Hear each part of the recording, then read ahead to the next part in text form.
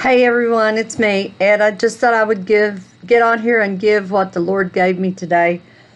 I was reading in the book of Job. You know how the devil used to go to and fro to heaven, accusing the brethren, and he said, "How about that servant Job?" And the Lord told the devil, said, take everything that he has, but you can't take his soul. So, the devil can take everything that we have, but he cannot have our soul. But Job's three friends, when Job was stricken with bulls and his wife told him to curse God and die, Job said no, but his three friends gave him counsel, okay? The three friends gave him counsel. But I also was reading the book of Job, and there was one little guy that we don't hear a lot about. His name was Elihu. Elihu. Elihu. So in chapter 32 is when Elihu starts speaking. And to me, this has some really words of wisdom in it. I'm going to read it to you. God's the same today, yesterday, and forever, right? Jesus was God, manifested in the flesh, dwelled among us. So, he's the same yesterday, today, and forever. Chapter 32. So these three men ceased to answer Job because he was righteous in his own eyes. Job was righteous in his own eyes. Then was kindled the wrath of Elihu, the son of Barachel, the Buzite, of the kindred of Ram. Against Job was his wrath kindled, because he justified himself rather than God. That says a whole lot right there. His wrath was also kindled against his three friends, because they had found no answer and yet had condemned Job. Now Elihu had waited till Job had spoken, because they were elder than he. They were older than Elihu. When Elihu had waited till Job had spoken, well, I got mixed up there, but I'm reading the same verse again, chapter 32, verse 4. Now Elihu had waited till Job had spoken, because they were elder than he. When Elihu saw that there was no answer in the mouth of these three men, then his wrath was kindled. And Elihu, the son of Barachel, and the Buzite answered and said, I am young, and you are very old. Wherefore I was afraid, and durst not show you mine opinion. I said, days should speak, and multitudes of years should teach wisdom. But there is a spirit in man, and the inspiration of the Almighty giveth them understanding. Great men are not always wise, neither do the aged understand judgment. Now, why the Lord laid this on my heart today, I do not know. But I like this. Great men are not always wise, neither do the aged understand judgment. Therefore I said, hearken to me. I also will show you mine opinion. Behold, I waited for your words. I gave ear to your reasons, while ye searched out what to say. Yea, I attended unto you, and behold, there was none of you that convinced Job, nor that answered his words. Lest ye should say, we have found out wisdom. God thrusteth him down, not man.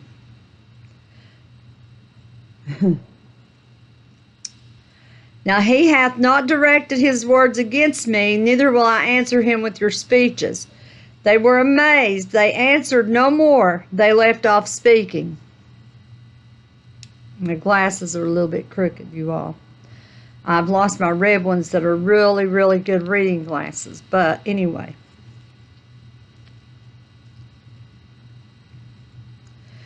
The three friends were amazed, and they answered no more. They left off speaking. When I had waited, for they spoke not, but stood still and answered no more, I said, I will answer also my part. and I also will show mine opinion. For I am full of matter, the spirit within me constraineth me. Behold, my belly is as wine which hath no vent. It is ready to burst like new bottles. I will speak that I may be refreshed. I will open my lips and answer. Let me not, I pray you, accept any man's person, neither let me give flattering titles unto men. For I know not to give flattering titles. In doing so, my Maker would soon take me away. Wow, that's powerful. You know, sometimes we put too much faith in men instead of putting faith in God. That's what this is telling me. Wherefore, Job, I pray thee, hear my speeches and hearken unto all my words. Behold, now I have opened my mouth, my tongue has spoken in my mouth. My words shall be of the uprightness of my heart, and my lips shall utter knowledge clearly. This little man, Elihu, had knowledge. The Spirit of God hath made me, and the breath of the Almighty hath given me life. If thou canst answer me, set thy words in order before me. Stand up. Behold, I am according to thy wish in God's stead. I also am formed out of the clay. We are all formed out of the clay. Behold, my terror shall not make thee afraid, neither shall my hand be heavy upon thee. Surely thou hast spoken in mine hearing, and I have heard the voice of thy words, saying, I am clean without transgression or sin.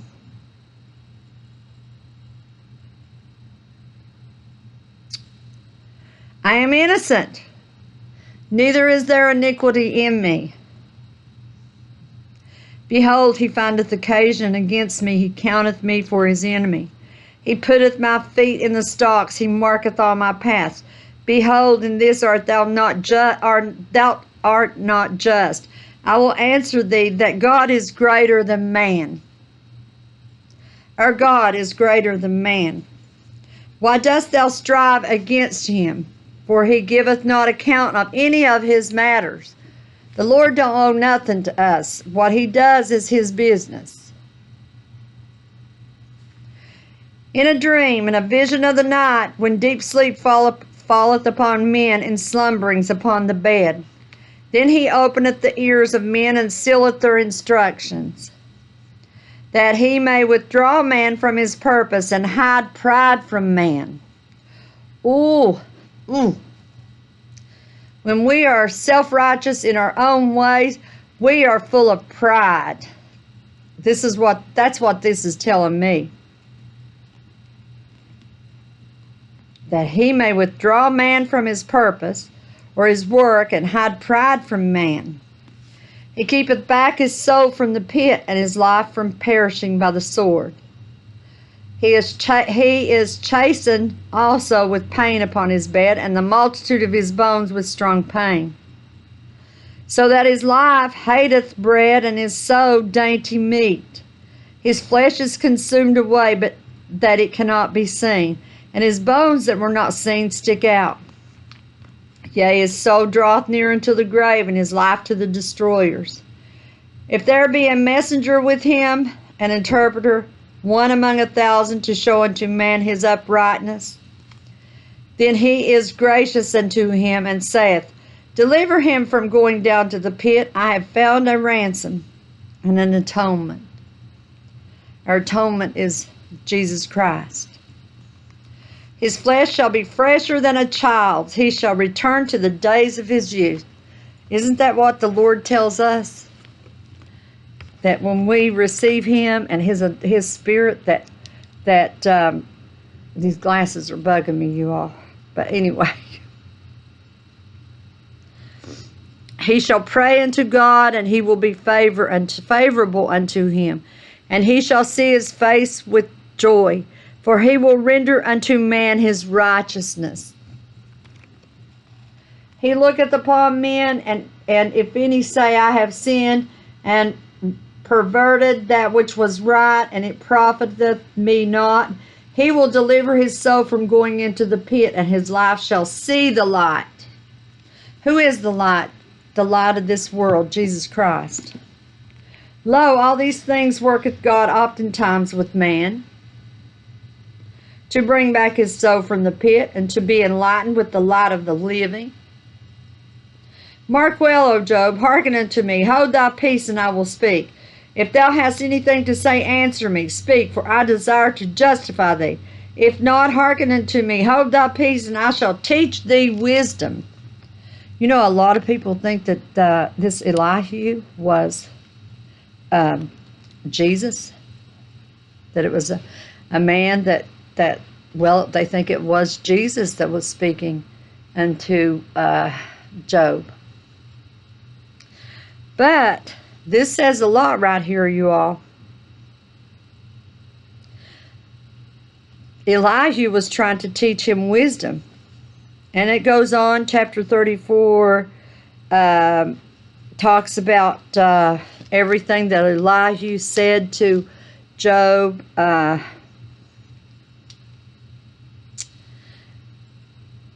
And he gave him good, solid, sound wisdom. I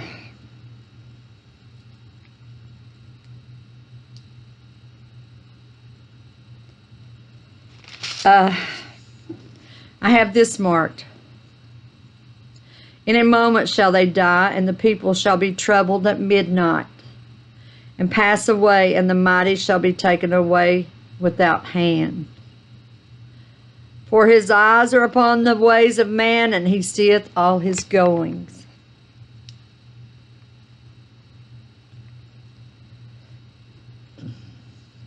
For he will not lay upon man more than right, that he should enter into judgment with God.